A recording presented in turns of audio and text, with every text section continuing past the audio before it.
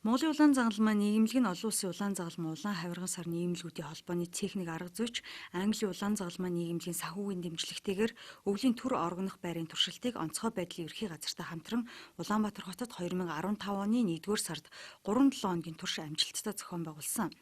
Энэхүү майханд 2015 оны 7-р сараас Сэр улсын дөрвөсдийг байрлуулж эхэлсэн байна.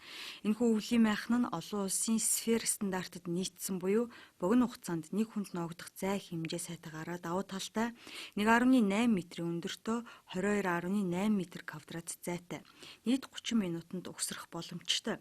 Өвлийн майхан нь цас борооны хамгаалалттай байх, шатамхай бус материал ашигласан байх, 90 км/цагийн хурдтай салхины хамгаалалт, 30 кг цасны даацтай, нарны тог хураагур, гэрэл болон бусад тоноглолуудыг нэмэх боломжтой.